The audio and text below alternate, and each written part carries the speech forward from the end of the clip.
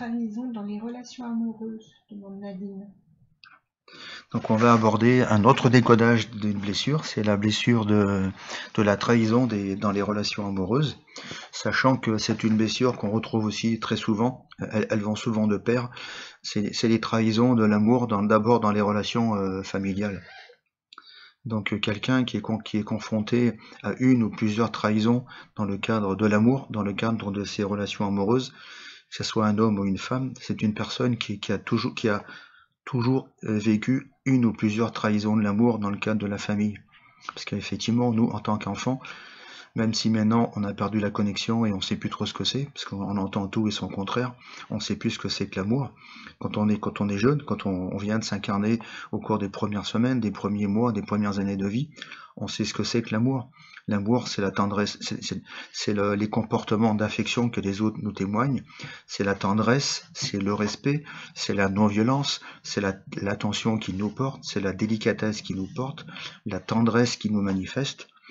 Et bien évidemment, c'est malheureusement sur Terre, la plupart des relations familiales ne sont pas de ce type-là.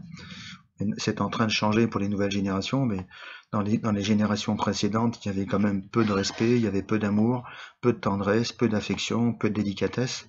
Les relations familiales, c'était plutôt des relations de type fonctionnel. Et donc fonctionnel, ça veut dire c'est des relations qui étaient basées sur la survie.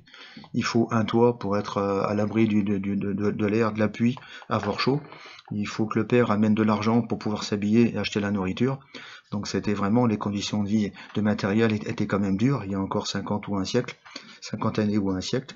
Donc les familles, c'était vraiment des familles soudées sous l'angle de la survie.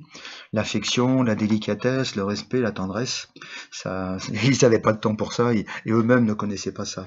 Voilà. Donc un être, homme ou femme, qui a vécu une fois ou plusieurs fois des trahisons d'amour dans le cadre de sa relation parentale, parce qu'on peut aussi en vivre dans le cadre de la relation fraternelle, comment on dit, je cherche, oui, il y a un autre mot, il me semble, pas filiale, mais avec la fratrie, avec les frères et sœurs, quand on est marqué comme ça, ben effectivement, à notre insu, on a aussi le joyau d'amour qui est en nous, de notre âme, qui est aussi altéré.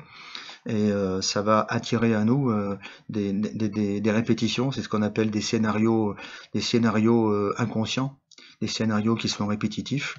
Et donc vous allez attirer à vous des relations amoureuses, ou même si de votre côté vous êtes profondément amoureux ou amoureuse de l'autre personne, il y a fatalement, même si l'autre au début il est très amoureux, il est prévenant, il est doux, il est délicat, à un moment donné il va se passer une ou plusieurs choses qui fait que vous allez encore une fois éprouver cette souffrance profonde de vous sentir trahi. Donc quand il s'agit de femmes, généralement elles vont attirer à elles des hommes qui vont être infidèles, donc vous allez être trahi dans votre féminité, et en même temps trahi aussi sous l'angle du contrat d'engagement de la fidélité sexuelle que les partenaires se doivent l'un à l'autre. Donc une femme qui est trompée, c'est aussi vrai pour un homme qui est trompé par sa compagne. Dans les deux cas, c'est très très blessant, parce que c'est vraiment l'intimité de la relation, l'intimité de chacun qui est abusée. J'ai presque envie de dire qui est violé, et donc ça aussi, ça va amener de la casse. Voilà.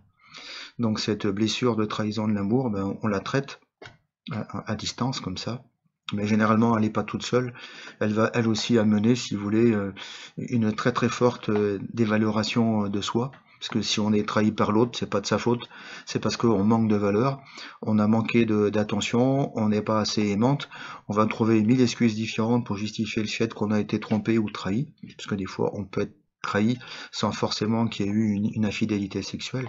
On peut être trahi par des paroles très violentes, on peut être trahi par des gestes violents, voire même par des violences corporelles. Donc c'est sûr que ça laisse des grandes traces, quoi. Voilà. Donc la perte de l'estime de soi et la perte aussi du pouvoir, oui. On peut rebondir.